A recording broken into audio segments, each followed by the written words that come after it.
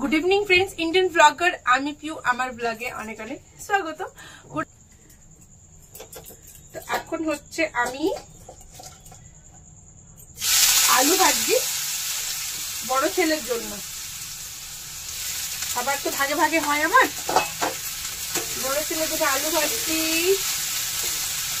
আর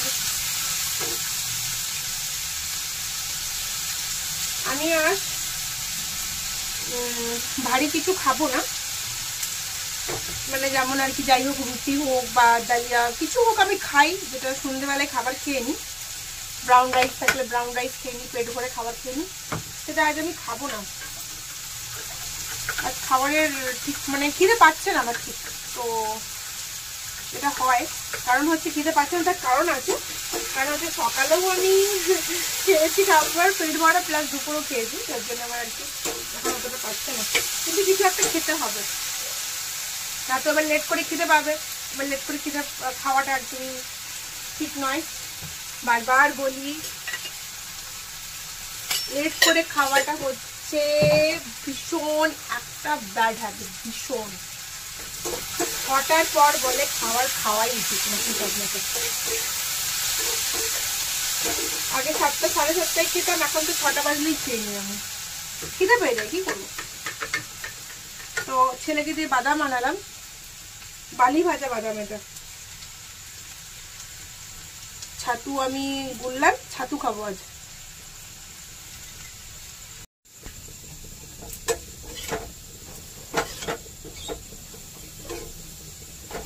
আলু ভাজা হয়ে এসছে। ম্যাক্সের খিদে পেয়েছে জানো তো। আমি সত্যি বলছি, আমি এই সকল এত পছন্দ করি না। মানে দেখো সবার আলাদা আলাদা পছন্দ থাকে, তো এই বাড়িতেই কিন্তু এই কষ্ট পাওয়া জিনিসটা সহ্য করতে পারে না। ওর এখন খিদে পেয়েছে জানো, তাই বেটুকে পাঠালাম। এখন ও নিয়ে এসছে, দেখো চকলেট এনেছে, বাবু আমার। এই যে চকলেট এনেছে আমার বাবু। এখন আমার বেটা এখন চকলেট কি বানাবে জানি না, তবে তুই পরে খাবি, আগে ম্যাক্সের জন্য খাবার নিয়ে আয়। ওর খিদেটা বেশি, ওর খুরাকটা বেশি, কারণ বড় জাতের কুকুর তো। ড্যানিকে একটুকু দিলেই খেয়ে না, ড্যানি অত বেশি খায়ও না সবসময়, কিন্তু এর খুব খিদে পেয়ে যাচ্ছে। তো এবার তার আগে তো খাবারটা এনে দিতে হবে বলো, তাই ছেলেকে পাঠালাম যে যা ওর জন্য কিছু নিয়ে আয়, মিষ্টি মিষ্টি যেটা ও খাবে।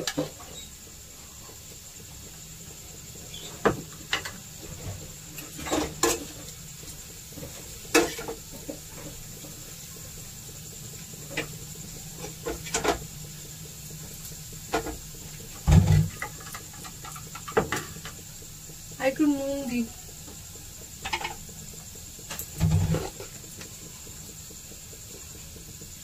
আজ মাঠ গেছি না সকালবেলায়, মাঠে গিয়েও আমি এক্সারসাইজ করতে পারিনি আজকে, শুধুমাত্র হেঁটেছি, হেঁটে ব্যাক। এত শরীর খারাপ লাগছিল আমার। আর অনেক লেট করে মাঠ গেছি। আমার লেট হলেও আমি মাঠ যাই, কারণ বারবার বলি ভিডিওটা একটা কথা, মানে ওটা না, মানে মাঠটা আমার একটা মানে এমন একটা ভালোবাসার জায়গা, মানে আমি বলে বুঝাতে পারছি না।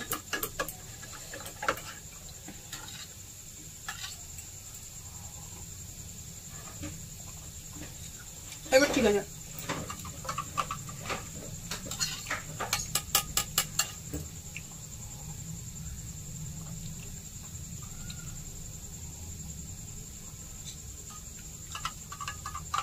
তো চলো আমি খেয়ে নিই।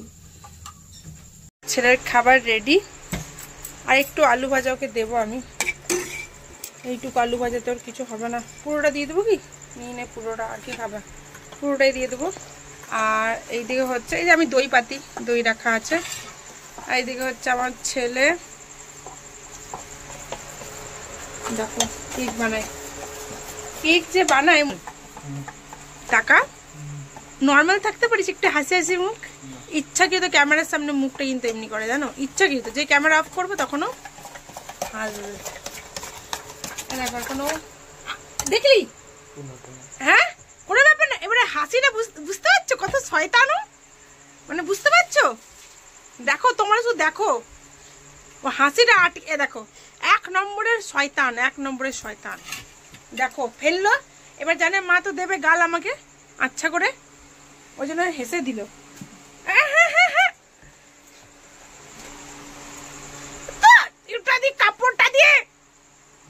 বাজের ছেলে একটা, এই জন্য আমি কোনো কিছু ছুতে দিই না দেখে রান্না করে। না আমি আর প্রিমিক্স দেবো না, আরো প্রিমিক্স দাও।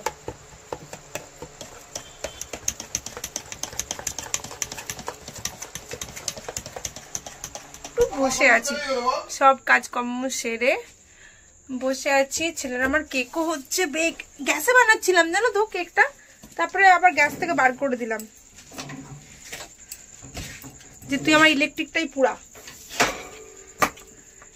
হয়ে গেছে ওর কেক, কারণ হচ্ছে দুটো কেক হবে, কত সময় লাগবে হতে, আমার অত ধৈর্য নেই। তোমার ছেলে কেক খাবে,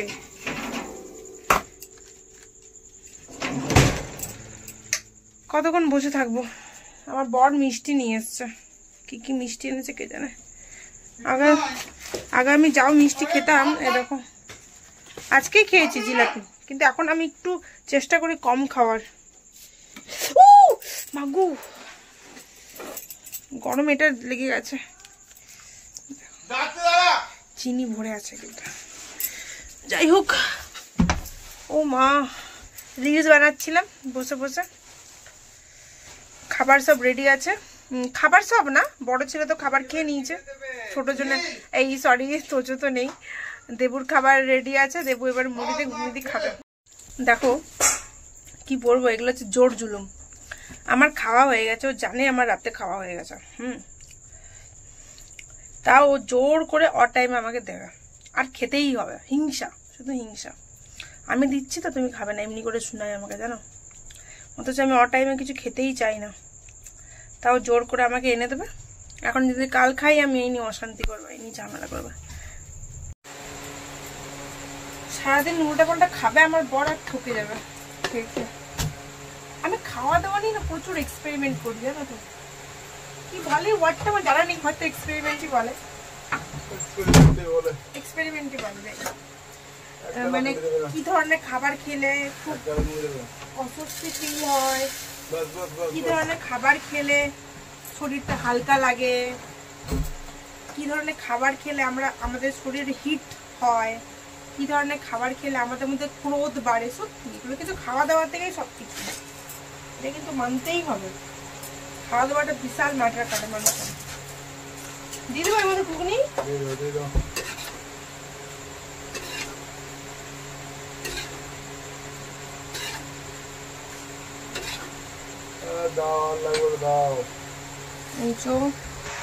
দেবো খাচ্ছে কি ঘুগনি আর মুড়ি।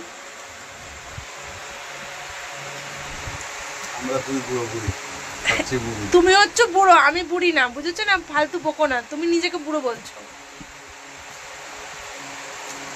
পাকা পাকা দাড়িগুলো রেখে পরে লোককে বোঝাবার কি দরকার? তুমি বুড়ো আছো আমি জানি, ঠিক আছে, তোমার আমার মধ্যে থাকো কথাটা। I am always young babes, I am always young.